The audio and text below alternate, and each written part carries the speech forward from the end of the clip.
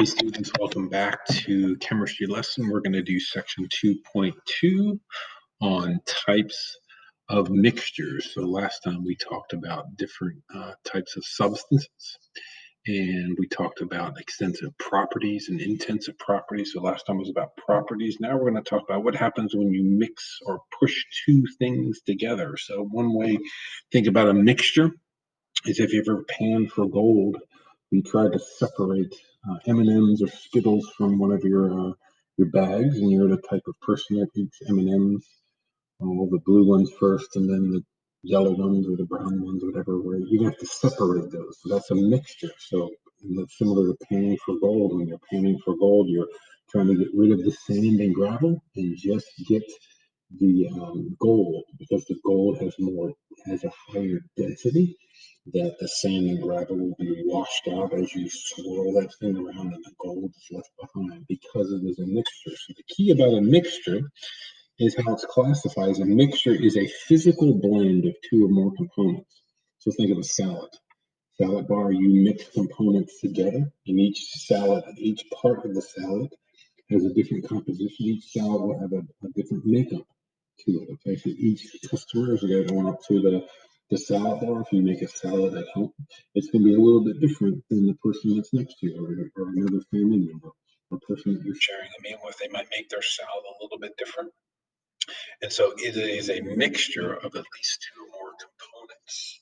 Okay, so based on the distribution of the components, mixtures can be classified in two ways: heterogeneous or homogeneous.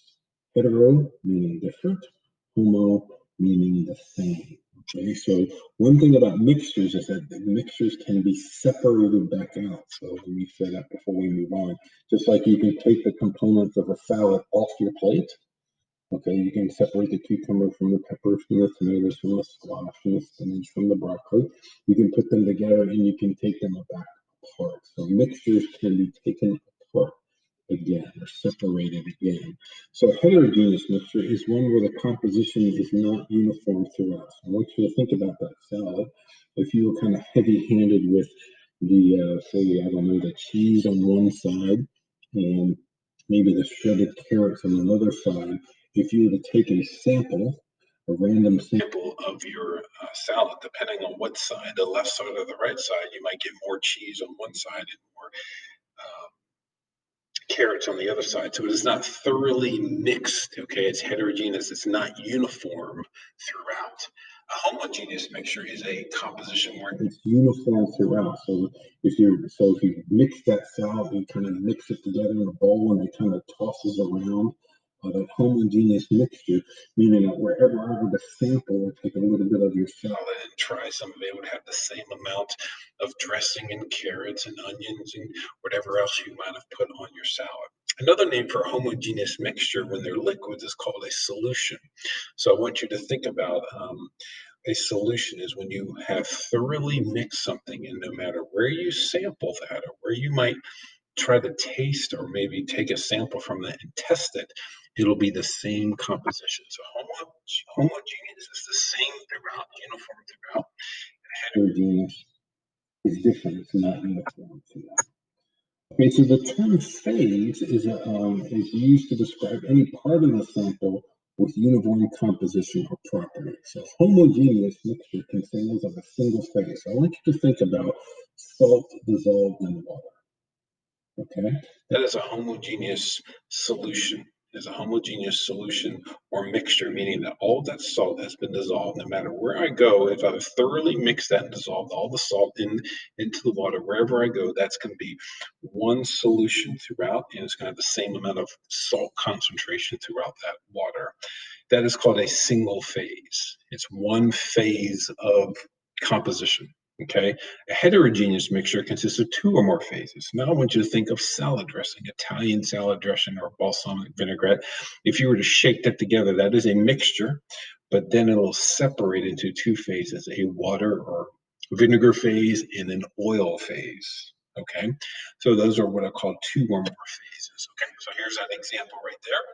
When oil and vinegar mix, they form layers or phases. So here's some oil, here's some vinegar. You can mix those and they're temporarily will stay together, but then they will separate into the vinegar phase, which is clear down here, and the oil phase. Okay, so this is a mixture that is you can think of it as a temporary mixture.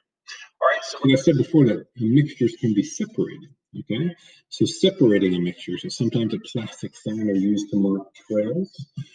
Aluminum nails are used to attach each sign at the eye level to the tree post. So when you come by, you can see those as the person is driving through. How can a mixture of aluminum nails and iron be separated?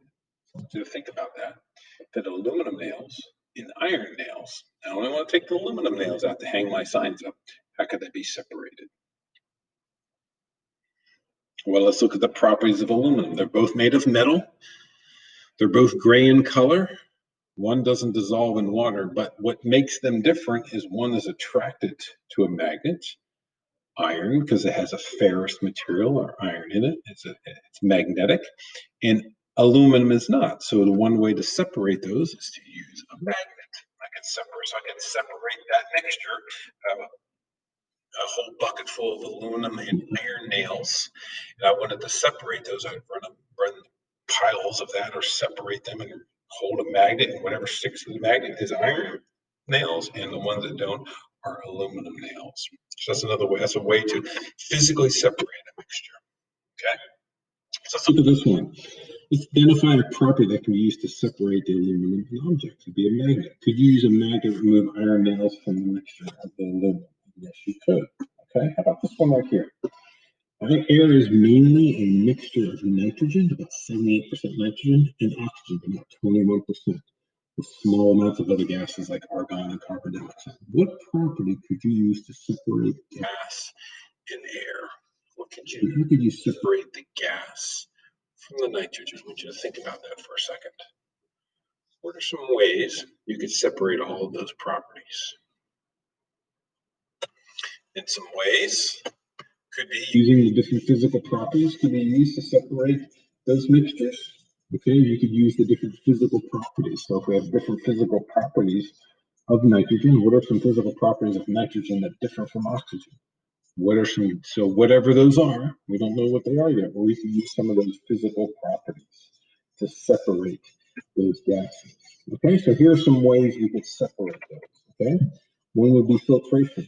It's a process that separates solid from a liquid.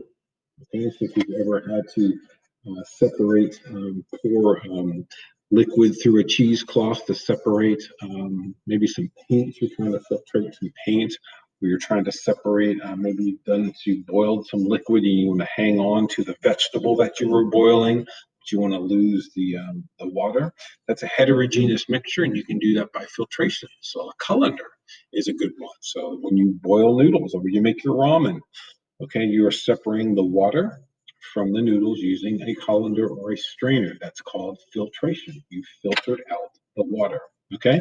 Another process is called distillation. You bring the liquid to a boil, you produce a vapor, and then you just condense when that liquid or that vapor cools, it'll condense. So that is how water, tap water, which has other types of minerals of calcium and sodium and iron, potassium in it.